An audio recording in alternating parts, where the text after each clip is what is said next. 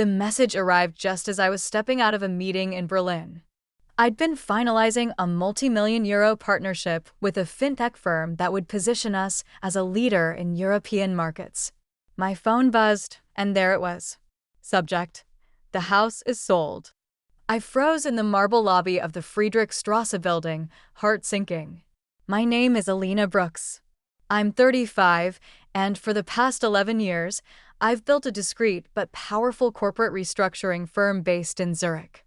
I've advised governments, rescued collapsing brands, and helped clients recover billions. But none of that mattered right then. The house they sold, it was supposed to be mine. We got a strong offer, much better than that small down payment you put in, my mother's email read. So we accepted. It's all signed. Done. I stood motionless, rereading the message.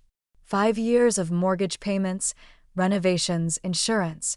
I'd covered it all. But the deed? My parents had insisted on keeping it in their name. Just until you're more settled, sweetheart. I was across the world, sealing the biggest deal of my career, and they'd sold my home behind my back. I stepped into a quiet hallway and dialed the number. It rang twice. "Oh, Elena," my mother's voice burst out cheerfully. "Did you see our email? Isn't that great news?" "Mom," I said, struggling to keep my tone even, "that was my house." "Oh, don't be so dramatic," she sighed. "Your father and I needed the liquidity. Barton and Company hasn't been doing so well, and you're always flying all over Europe with that little advisory gig of yours."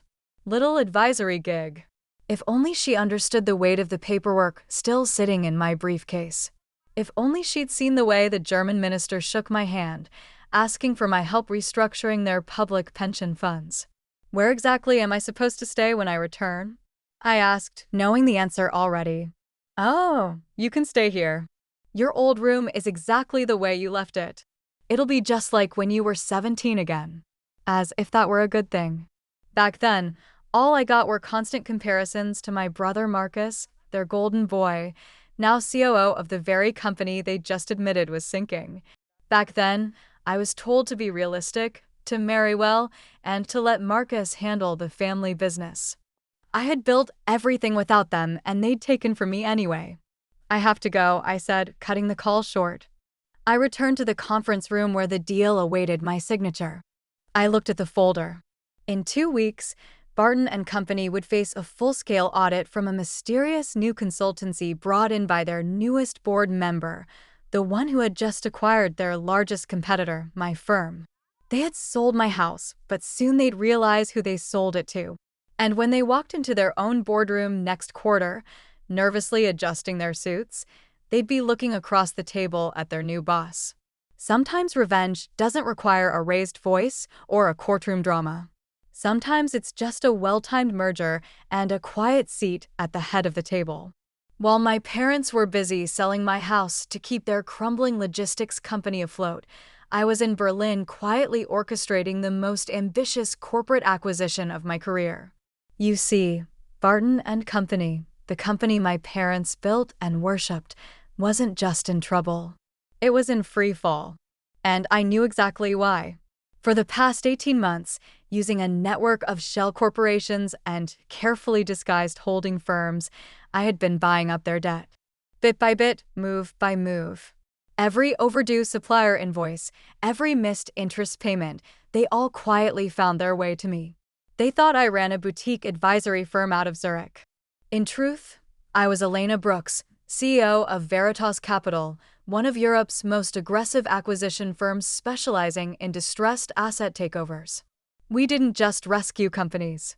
We restructured, dismantled, and absorbed them into something better or something more profitable. My phone buzzed again. A text from Marcus. "Mom told you about the house." "Sorry, sis, but business is business. Business is business." They'd use that phrase to justify everything. When they refused to co-sign my student loan because Marcus needed seed funding. When they liquidated my childhood savings to cover a shortfall in payroll without ever telling me. And now they'd sold the home I'd paid for because the company came first. I replied with a simple, "Understood." then turned to Lucas Hoffman, my Berlin legal partner. Are the contracts finalized? I asked in German, a language I'd learned years ago while shadowing a turnaround in Frankfurt, another life chapter they knew nothing about. He smiled. Everything is ready, Frau Brooks. By Friday, you'll control 78% of Barton and Company. I signed the final documents with the kind of calm certainty my family always mistook for passivity. It wasn't just a deal. It was a reckoning. In a few weeks, I would legally own controlling interest in Barton and Company, the very company they had sacrificed everything for, including me, including my home. I turned to my assistant. Book me a flight to London, I said. It's time I paid my parents a visit. The following weeks blurred into executive briefings, internal audits, and asset valuations. I moved into a penthouse overlooking the Thames, ignoring every call from my mother, every desperate email from Marcus. Let them think I was licking my wounds over a house. Let them believe I was still the forgotten daughter off in Europe with her little firm. The morning it all came together, I stood before the mirror in my suite. My tailored navy blazer was sharp, my hair pinned with quiet precision. The woman looking back wasn't the disappointment they dismissed. She was the storm they never saw coming. Briefcase in hand, filled with the final documents to cement my control, I headed to Barton and Company's London headquarters, the very building where my father once told me, "You'll never understand real business, Elena." As I walked through the revolving doors, a security guard gave me a polite nod. Welcome back, Miss Brooks. Funny how things change. He was already on Veritas Capital's payroll, just like several key executives in the company they still believed was theirs. The elevator ride to the top floor of Barton and Company's London headquarters stretched like an eternity. Floor by floor, I replayed everything in my mind. The years they brushed me aside, the eye rolls when I mentioned business ideas, the lectures, the lies, the betrayal of selling my home. When the doors opened, I stepped into the familiar hallway lined with portraits of the company's founders. I heard my mother's laugh echo from the boardroom, light, forced, anxious. They were already gathered, my parents and my brother Marcus, likely discussing the sudden anonymous takeover. I adjusted the cuffs of my blazer and walked forward. It was time for the real Elena Brooks to be properly introduced. Just outside the boardroom, I paused. My father's voice rang out, firm and frustrated. This has to be a mistake. An unknown firm can't just sweep in and buy Barton and Company. We built this company from the ground up. I've checked it 3 times, Marcus responded. Veritas Capital owns 78% of our stock. They've absorbed most of our debt, too. We're legally obligated to meet their CEO today. My mother chimed in, well, I'm sure it's just paperwork. We've handled worse. We always land on our feet. That's when I opened the boardroom door. Every head turned. My father's face twisted with irritation. Elena, this meeting is for board members only. Whatever tantrum you're having about the house can wait. I stepped forward, calm and deliberate. Actually, I'm right on time. I set my leather briefcase on the table with a quiet click. The CEO of Veritas Capital is scheduled to meet with you at 10 o'clock. Marcus frowned, checking his watch. Yes, but she's not, she is. I opened the briefcase and slid out the documentation. I'm here. I'm the CEO of Veritas Capital. Silence. My mother's glass slipped from her fingers, crashing to the floor. My father's face turned chalk white. Marcus looked like he'd seen a ghost. That's not possible, he said. You run a boutique consultancy. You can't be. Can't be what, exactly? I asked, tilting my head. Competent? Ambitious? Too much of a disappointment to outgrow your entire legacy. I laid the papers out on the table. You'll find everything in order. Veritas Capital holds majority ownership of Barton and Company, including the controlling board seats. As of this morning, I am your superior. My father reached for the documents, his hands trembling. This is some kind of joke. No, I said calmly, this is a lesson in what happens when you underestimate the wrong daughter. It has to be, I continued, like the joke of selling my house without asking or borrowing from my education fund without a word, or maybe the joke of calling me a failure while I was building a multinational acquisition firm under your noses. My father opened his mouth, but my mother beat him to it. We needed that money for the company. Right, I replied, my voice sharp but even. To protect your legacy? I glanced around the room, then let out a short laugh. Take a good look around, Mom. This isn't your legacy anymore. It's mine. Veritas Capital doesn't just rescue failing companies. We restructure.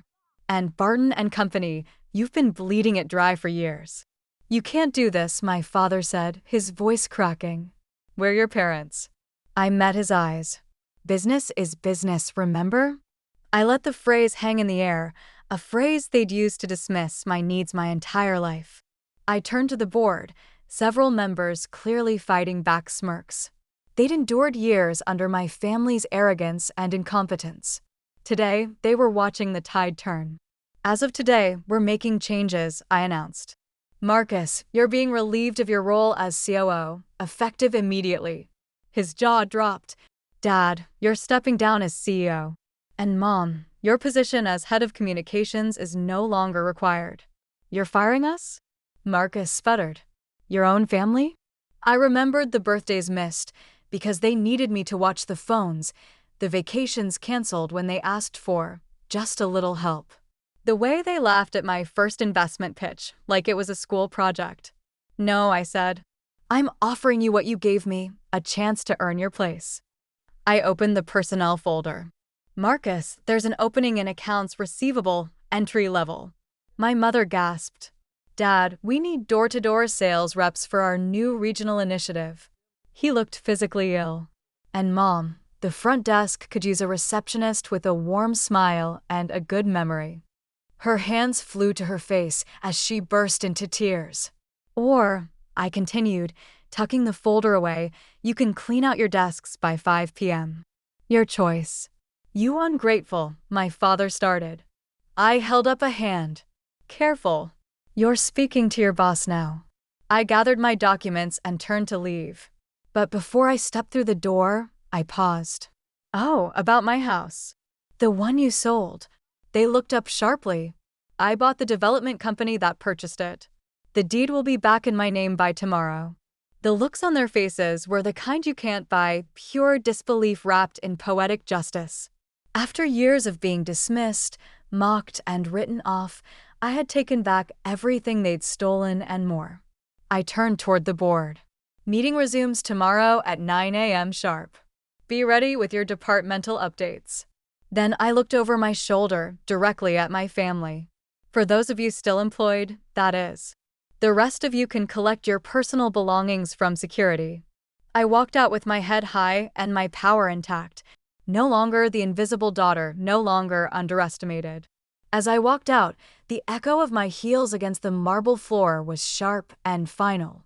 Behind me, I could still hear the unraveling, my mother's muffled sobs, my father's furious shouting, and Marcus's stunned silence. But for the first time in 35 years, their noise didn't touch me. They couldn't reach me anymore. I had built something they never imagined I could, something they never wanted me to. And now, standing at the pinnacle of my own success, I had finally shown them exactly who I was, not the daughter they dismissed, not the fallback, but the force they never saw coming. My phone buzzed. A message from Lucas Hoffman in Berlin. Glückwunsch, Frau Brooks. How did it go? I smiled as I stepped into the executive elevator. Better than expected. Time to rebuild Barton and Company my way.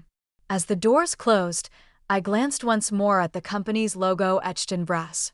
They had chosen that name, that building, that image over me again and again.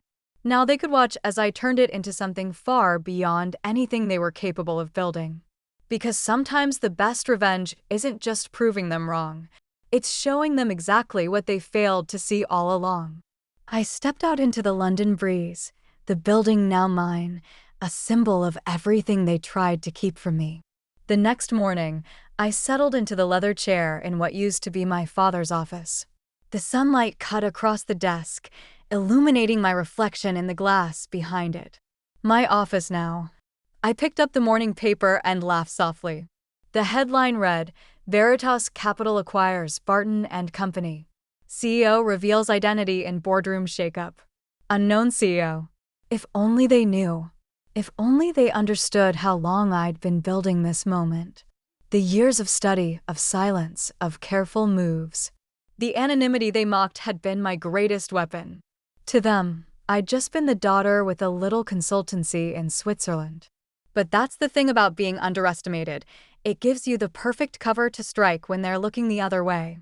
I picked up my phone and dialed. Hi, Clara. Yes, I'd like to put a property on the market. Yes, the townhouse on Rehearse Lane, the one recently sold by the Brooks family. I paused. Oh, don't worry. I own it now. Bought the holding company last week.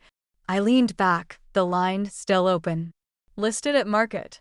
System. Here's the continuation of the text, punctuated and formatted into short paragraphs without missing any lines or words.